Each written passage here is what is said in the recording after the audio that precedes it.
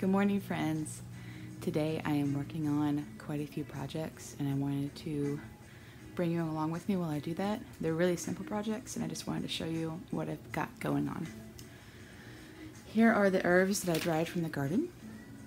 I did use quite a bit of them, but these are the ones. I have sage and oregano here, and I'll just use those in soups and stuff that I make.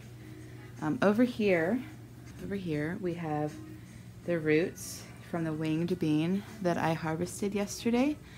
I had no idea that they had roots, and I'm really excited to try them and see what they taste like. And here I have some Asian pears. Asian pears are my favorite fruit.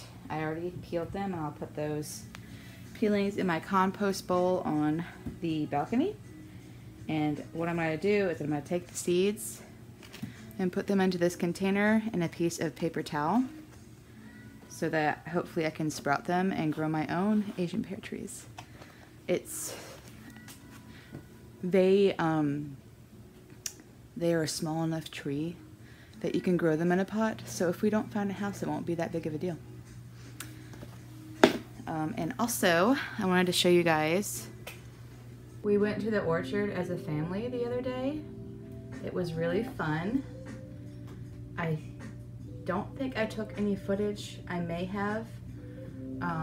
We were on the way back from our vacation, so it was just like on the fly thing. We saw it and we thought, hey, let's go do that and break up the drive, because it's a 4-hour drive. So we went there. We got those apples over there and these apples right here.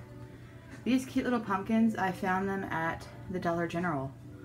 I hardly ever used to shop there, but now I go there at least once every 2 months because they have some great deals there. Like these pumpkins all together, I think they were around $20.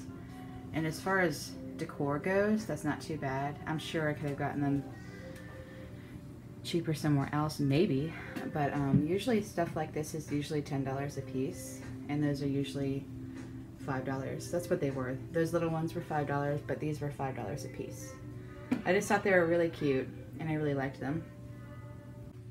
So I'm going to cook these roots later for lunch, but right now I'm going to go ahead and cut this Asian pear and get the seeds out of it. So I've already done this twice with 2 other Asian pears that I had.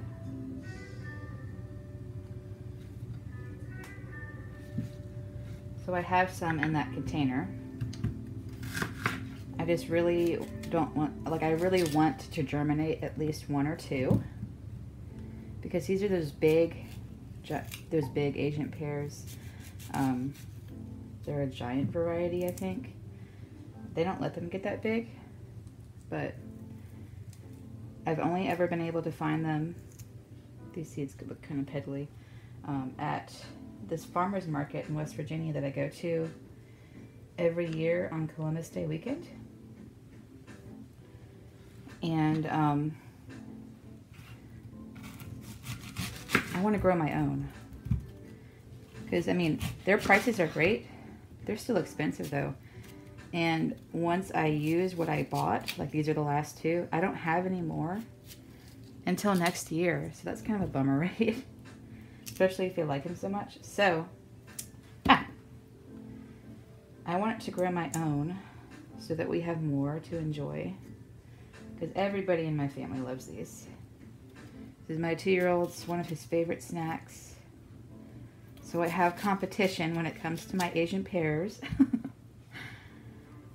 And sometimes, most of the time, I give it to the kids first, and I sneak a bite here and there.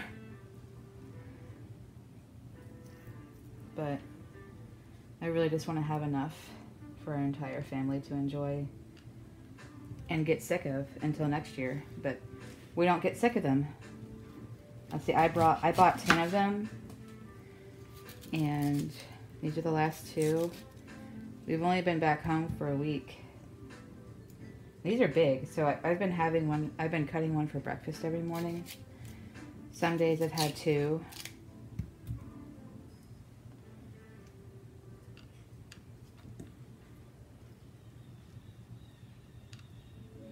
Also, when I have foods around that I really like, it helps me lose weight. Like healthy foods around that I really like, it helps me to lose weight. So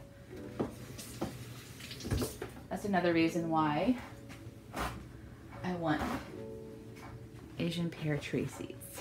All right, so I'm gonna fold this paper towel and just place these right here.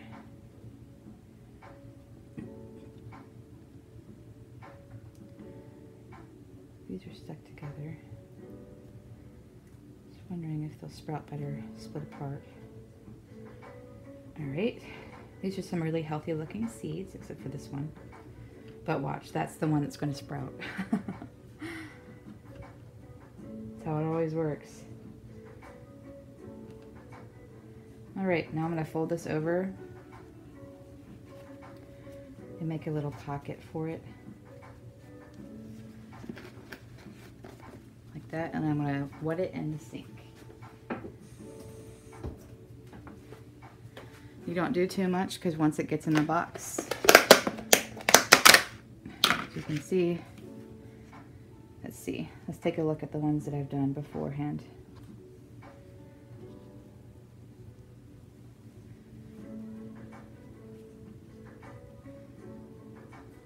No, nothing yet. This was the first one that I did. So I'll wait a while and see if this works. This is the last batch that I have. So there's all the seeds. And because it's cooler outside, apparently Asian pear trees seeds like to germinate in the cool weather. So I just put them in this Tupperware and wait and be patient, and we'll see what happens.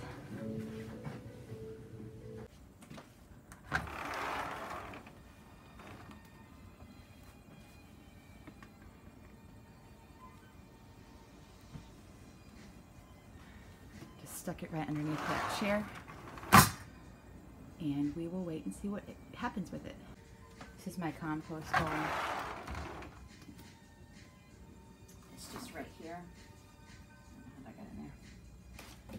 But it's quite full right now because it is stripped out the summer garden yesterday. It'll go down. And when it does, I will stir it. And I will continue stirring it every week this summer. And then I'll have nice, nutrient-rich compost to put in my garden for this summer and spring. I don't put anything in there that's stinky, because you don't want anything like that in this kind of situation. It's just my way of getting a little compost. That's just the plants that I stripped out from the garden and a few like potato peels and fruit skins and stuff like that. So nothing stinky. And when I go out, I don't smell it. This is open. If I put my face down to it, it just smells like earth. So it's not bad. And as you can see, I have tons of earth and dirt out there. So the smell, it just, you know, it smells like outside. Here I'm peeling the winged bean roots. They had quite a few little offshoots that I needed to get off, as you can see. And now I'm peeling them and I'm about to slice them to put into the skillet. Today for lunch I'm making a quick stir fry with them and some shishito peppers that I had left over from the garden, just to make sure everything is used and not wasted.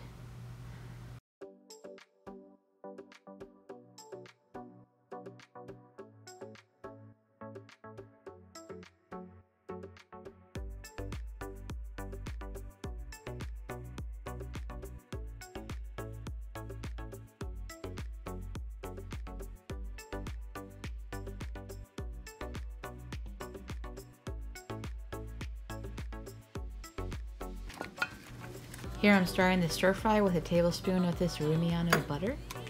I also add a tablespoon of olive oil to the pan. And then I turn it on medium-high to melt down.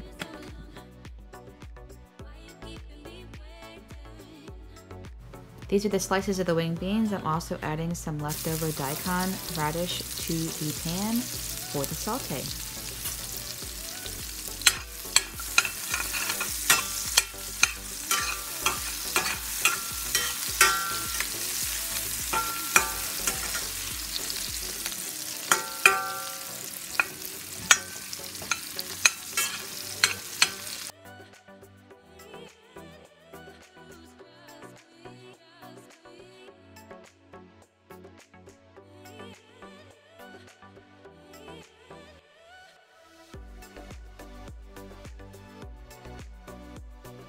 These are those leftover shishito peppers that I told you about.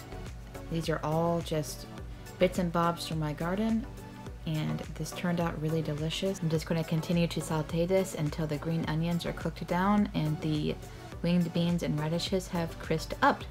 I'm also getting ready to add some pink Himalayan sea salt to this. That's all it needs. It's a really great flavor profile as it is.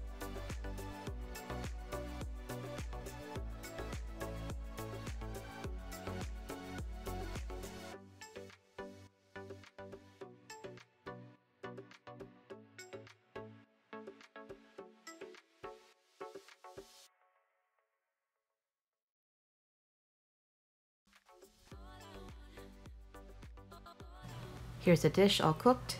The winged bean roots got really crispy and delicious. They tasted like crispy potatoes. The radishes and shishito peppers were a great accompaniment to them. The salt added that little extra bit of umami that the dish needed. It was really crispy, delicious lunch, and I didn't waste anything from my garden. It was a win-win all the way around, and it was very satisfying. I encourage you guys to try out growing your own winged beans. I've never seen the roots for sale in the store. It's definitely worth the garden space. If you enjoyed this video, please like and subscribe. Bye, friends.